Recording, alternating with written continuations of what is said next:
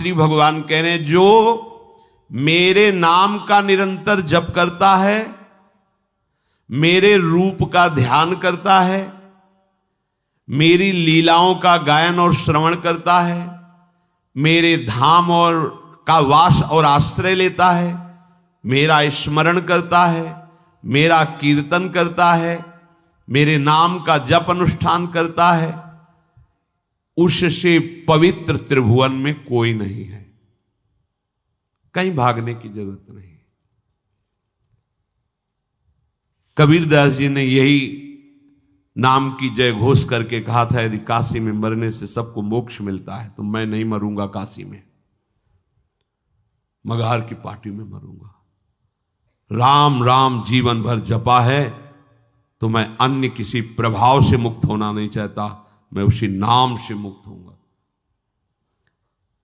सबसे बड़ा पवित्र और मोक्ष धाम, प्रेम धाम भगवान का नाम है। आप जहां कहीं भी हो, मान लीजिए इससे बड़ा कोई चमत्कार नहीं, आप करके देख लीजिए। जीवन में कई बार ऐसी समस्याओं को देखा है कि यदि नाम ना बचावे तो गया, शरीर गया, भाव गया, उपासना गई। माया के ऐसे थोड़ी खेल हैं, एक क्षण में एक दांव फेंकेगी, धोबिया पछाड़ छाचित गिरोगे। पुरानी खिलाड़ी है, कोई नई नहीं है, भगवान की शक्ति से संपन्न है वो। एकमात्र भगवान के नाम ने जीवन में बचाया है। जहां नाम पुकारा चमत्कार प्रकट हो गया भगवान का, समस्या ध्वंस हो गई। बड़ी बड़ी समस्याओं को देखा है। नाम जैसा कोई पवित्र नहीं। नाम जापक जहां बैठ जाता है वहां की रज परम पावन हो जाती है। मान लो भैया, इसमें कोई पैसा नहीं लगता, इसमें कोई धोखा नहीं। एक बार बोला कृष्ण, एक बार बोला राधा, ये भगवान के पास जमा हो गया। इसका हिसाब अमोघ होगा, ये कभी नष्ट नहीं होगा। जैसे कहा ना, तुम ये पाप कर दिए, तुम्हारा सारा भजन नष्ट हो गया। वो डरने के लिए कहा जाता है कि तुम डरो। सारा भजन नष्ट हो जाने का मतलब अब तुम्हारी भजन में रुचि नहीं रहेगी, पर अभी तक जो भजन किया है वो जमा हो गया। भजन अविनाशी है, भजन कभी नष्ट नहीं होता, ध्यान रखना। एक बार राधा का ये कभी नष्ट नहीं होगा। जैसे कुछ लोग कहते हैं कि मन नहीं लगता और हम भजन करते हैं तो क्या उसका फल मिलेगा? पक्का मिलेगा। मन न लगाओ, आग को छू लो तो जल जाओगे ना। बिना मन, बेमन के तुम जहर पियो तो मर जाओगे ना। तो बिना मन के भी तुम राधा राधा बोलोगे तो श्री जी की प्राप्ति हो जाएगी। विश्वास करो, ये मार्ग भक्ति और विश्वास का है। बिना मन लगाए यदि तुम राधा राधा बोलोगे तो कहीं तो विश्वास करना पड़ेगा। डॉक्टर की बात पे विश्वास कर लेते हो तो संतों की बात पे विश्वास कर लो। हमारा हृदय कहता है, छाती कहती है कि यदि तुम राधा राधा बोलोगे तो श्री जी के चरणों तक तुम पहुंच जाओगे, तुम्हें कोई नहीं रोक पाएगा। कितना जपोगे ये हम नहीं बोलते, ये तो जितनी श्वासें हमें सब समर्पित करना है, पर तुम जितना भी जप पा रहे हो वो पूरा का पूरा ऐसे बैंक में जमा हो रहा है जहां काल का प्रवेश नहीं, कालातीत बैंक। वो तुम्हें ऐसे उठाएगी कि चमकोगे, त्रिभुवन तुम्हें नमस्कार करेगा। पर विश्वास करके दीर्घ काल तक, ये महीना 2 महीना 4 महीना ऐसे चिल्लाने लगते हो, 4 महीना हो गए कुछ हुआ नहीं, तो तुम्हें पता है असंख्यों जन्म तुम्हारे हो गए, करोड़ 2 करोड़ अरब नहीं, और उनमें सब अशुभ शुभ यही कर्म होते रहे। आज नाम शुरू किया है, वो सब भस्म होगा उसके प्रभाव। नाम तो जमा हो रहा है, उसका प्रभाव आपके शुभ अशुभ को भस्म कर रहा है। इसलिए भगवान कहते हैं जो मेरा नाम कीर्तन करता है, नाम जप करता है, रूप का ध्यान करता है, बड़ी सुविधा कर दी प्रभु ने। देखो, प्रभु के रूप का कोई परिचय नहीं जानता है। ये जितने रूप रचे जाते हैं वो भावना के द्वारा रचे जाते हैं, और प्रभु भावातीत हैं। प्रभु हमारी जो बौद्धिक शक्ति बहुत छोटी है उसमें आने वाले नहीं। जैसे सीपी होती है ना, सीप, उसमें भला समुद्र आ सकता है क्या? ऐसे हमारी बुद्धि सीपी है और प्रियालाल का रूप समुद्र है।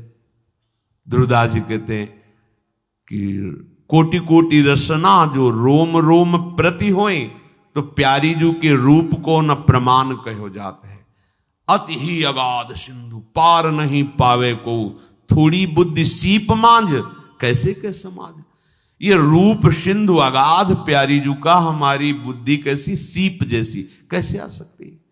भला प्रियाजू की श्रीअंग की कांति वाली सृष्टि में स्याही ही नहीं बनी है, रंग ही नहीं बना है। अच्छा, प्रियाजू के रूप को जिसने देखा तो कह रहे तेरो रूप कहत नहीं आवे, तो फिर रचना कैसे हो सकती है। तो रूप को जानता कौन है, नाम जानता है। बिना नाम के रूप का परिचय नहीं मिलेगा। ये जो रूप हम भावनात्मक देखते हैं, ये भी सब रूप हम जो कहो सो कहा, जहां प्रभु नहीं तो वहां भी प्रभु है। पर हमें जो वास्तविक रूप लुभायमान करेगा, जिसके देखने के बाद फिर आंखों में दम ही नहीं रह जाती कि कुछ और देख सके, वो रूप नाम प्रकाशित करेगा। इसलिए पहले खूब नाम कीर्तन, नाम का ध्यान, नाम का जप। मान लीजिए जैसे कहते रूप का ध्यान करो, तो पहले तो ध्यान के लिए एकाग्रता चाहिए, ध्यान के लिए पवित्र बुद्धि चाहिए, फिर ध्याता का जो उद्देश्य ध्येय है वो सामने चाहिए। तो बहुत बड़ी स्थिति हो गई ना। अपने आंख मूंदो, देखो, ईमानदारी से देखो, अंधकार छा रहा है, और उसमें कल्पना करो। ये सब करने की जरूरत नहीं, सीधे लिखो राधा, और वहीं मुस्कुराते हुए नीलकमल घुमाते हुए श्री जी दिखाई देंगे एक दिन, देख लेना। पर मानो तो, पर अब मानो नहीं तो फिर परेशान होना पड़ेगा। प्रभु कह रहे नाम और रूप का ध्यान। तो चलो हमें, और तो हमारे बिहारी जी महाराज, राधा वल्लभ जी महाराज, राधा रमण जी महाराज साक्षात प्रिया प्रीतम का रूप है। जो आचार्य प्रदत्त रूप है उसको सामने रख लो, बार बार देखो, तो थोड़े समय बाद वो बसने लगते हैं। जैसे अपने लोग दर्शन करते हैं तो ऐसे थोड़ी दर्शन देख लिया, ऐसे नहीं, पान करो उनकी, नक्शिख लो अंग माधुरी, श्री चरणों से मुकुट तक, मुकुट से सिर, फिर आंख बंद कर ली, वही फिर देख रहे, फिर आंख, फिर देख रहे, फिर बंद कर। अब लगा कि हाँ आंख बंद की, निकल गए, रूप माधुरी को बसा के, या उनकी छवि रख ली। बार बार एकांत में देखना, वो चित्त चोर हैं, चुरा लेंगे तुम्हारे चित्त को। अब एकांत में बैठ के प्रपंच चिंतन करोगे तो प्रपंच चित्त चुरा लेगा, प्रभु का चिंतन करोगे तो प्रभु चित्त चुरा लेंगे। उत्तमम, यही सर्वश्रेष्ठ है। कोई भी वस्तु, कोई भी व्यक्ति, कोई भी घटना, कोई भी परिस्थिति, ध्यान से सुनो, तब तक तुम्हें घसीटती रहेगी जब तक नाम रूप नहीं चल रहा है। नाम आराध्य देव का, रूप प्रभु। आचार्य चरण कह रहे हैं, सब सोहित निष्कामति, श्री वृंदावन विश्राम, श्री राधा वल्लभ लाल को हृदय ध्यान मुख न। पकड़ो, बात पकड़ो, आचार्य की बात है। हित सजनी जो कह रहे, राधा वल्लभ, राधा वल्लभ, राधा वल्लभ, सामने राधा वल्लभ लाल, मुख में राधा वल्लभ। कुछ समय बाद ये जो रूप राधा वल्लभ जी का देख रहे हो, इससे कोटि मनमतहारी युगल सरकार मिले हुए बैठे, युगल रूप दर्शन होने लगेगा। वो प्रियालाल, निहाल हो जाओगे हृदय से। इसलिए तुम्हारे आकर्षण हो रहा है कि तुम हृदयेश्वर प्रभु से अपना परिचय नहीं बनाए, इसलिए प्रकृति आकर्षित। प्रकृति सत्ता शून्य नजर आएगी, कोई ऐसा सुंदर यहाँ नहीं, कोई सुंदरता नहीं। यहां सुंदरता है, क्या सुंदरता है? जो भी कुछ आकर्षण है वो कृष्ण का है, तुम समझ नहीं पा रहे। कौन सुंदर? आज तक एक रूप भी ऐसा नहीं आया दृष्टि में कि दोबारा सोचना पड़ा क्या कितना सुंदर या सुंदरी है। मन मलिन है, नेत्र मायाकृत आकर्षण में लगे हुए, इसलिए आरोप कर रहे हो कि आप सुंदर हो। हमने दर्शन किए थे, ऐसे बैठे सीढ़ी पे, सामने ही रहते थे, एक एक बाल का, बताओ, इधर का उधर, मतलब आरोप है उनको कि मैं सुंदर हूं। अरे आओ, सुंदरता की बाजार लगी है, तुम्हें दिखाएं।